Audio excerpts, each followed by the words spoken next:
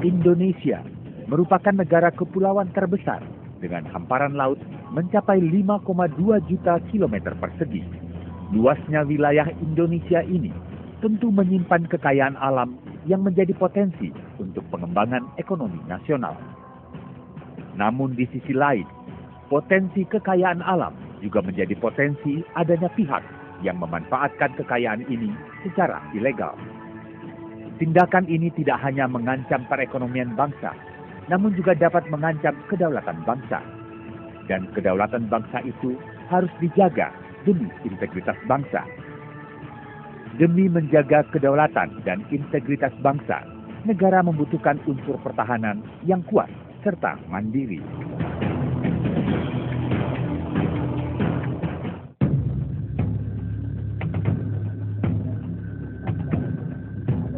Sejatinya, sejak dahulu, pemerintah Indonesia telah melakukan peningkatan pertahanan nasional dengan memboyong beragam alat utama sistem persenjataan atau alutsista dari negara lain.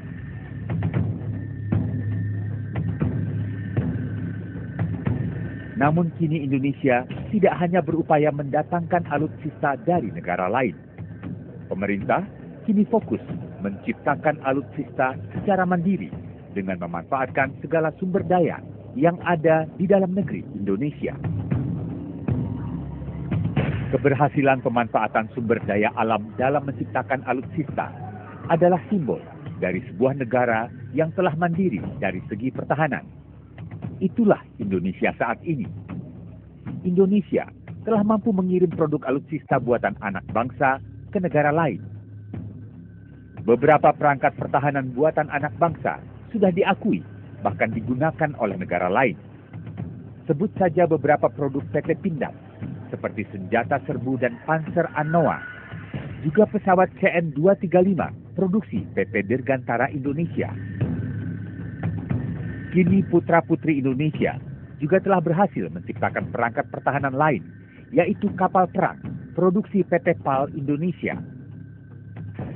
Prestasi anak bangsa dalam menciptakan kapal perang merupakan sebuah pencapaian yang patut diapresiasi. Karena dalam pembuatannya diperlukan banyak tenaga ahli untuk mendesain dan membangun kapal perang. Sumber daya manusia dalam industri kapal perang juga harus memiliki pengetahuan yang tinggi.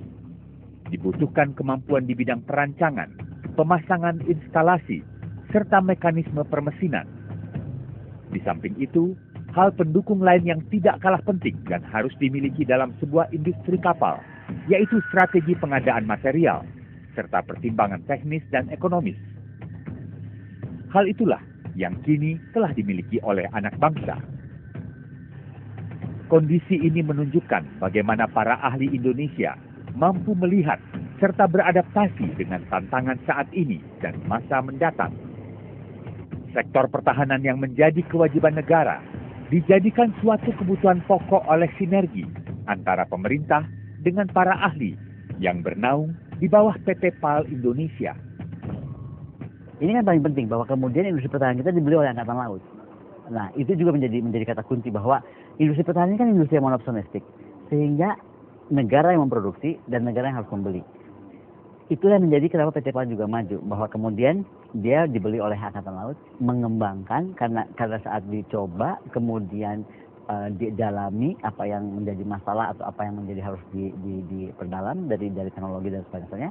Kemudian makanya akhirnya dibeli oleh asing. Contohnya adalah kapal kita yang dibeli oleh Filipina. Gitu.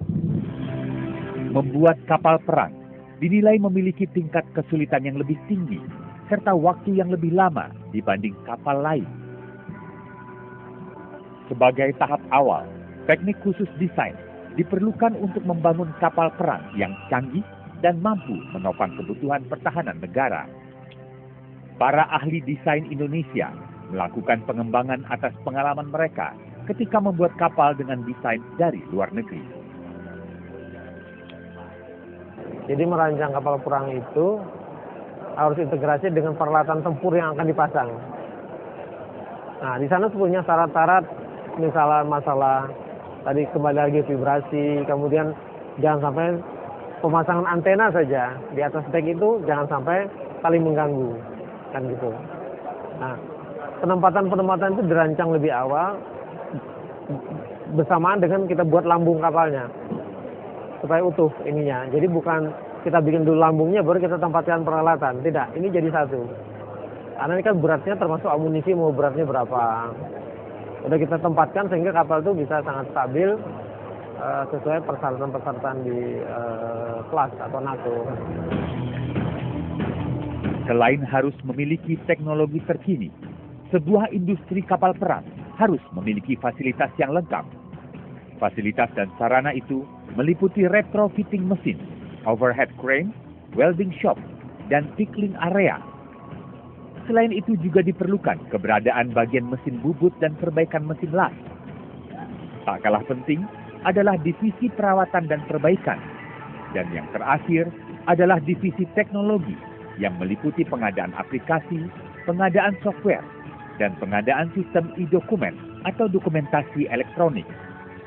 Semua aspek tersebut kini telah dikuasai oleh para ahli putra-putri bangsa. Di samping faktor peningkatan industri perkapalan dalam negeri, kebutuhan dalam memproduksi kapal perang sendiri tidak lepas dari faktor melindungi dan kesiapan negara secara keseluruhan atas suatu konflik. Bahkan Wakil Presiden Yusuf Kala menganggap penting adanya kemandirian dalam membuat alutsista. Dan semua itu hanyalah dapat kita selesaikan dengan kerjasama selain siap siaga.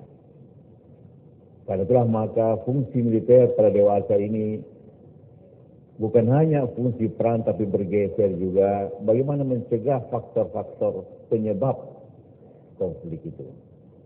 Masalah ideologis, masalah radikalisme, masalah teror macam-macam. Juga menjadi bahagian perhatian kita semua untuk mencapai suatu dunia yang lebih damai, yang menjadi tanggung jawab kita semuanya. Hasil dari pemanfaatan anak bangsa dalam menciptakan alutsista jenis kapal perang terbilang sangat menggembirakan. Sejumlah negara pun melirik produk hasil karya anak bangsa ini. Sebut saja Filipina yang sudah memesan kapal angkut militer dari Indonesia. Serta Korea yang saat ini tengah melirik kapal tempur jenis kapal perusak rudal. Adapun kapal militer yang telah dibuat oleh anak bangsa, di antaranya kapal perusak kawal rudal atau PKR, serta Strategic Sea Vessel atau SSC. Kedua kapal canggih ini berhasil dibuat di Indonesia dengan beberapa tahapan, mulai dari proses perancangan, pembuatan, hingga siap digunakan. Kapal PKR adalah jenis kapal yang difungsikan untuk peperangan. Sedangkan SSV lebih difungsikan untuk mengangkut kebutuhan akomodasi baik untuk peperangan maupun misi kemanusiaan. Secara umum, kapal buatan anak bangsa dengan kapal sejenis produk negara maju tidak jauh berbeda. Bahkan rancangan kedua kapal perang buatan anak bangsa adalah bentuk pengembangan dari kapal-kapal produk negara lain yang pernah dibuat. Optimalisasi sumber daya manusia dalam negeri guna meningkatkan sektor pertahanan tentu seirama dengan visi Indonesia sebagai poros maritim dunia.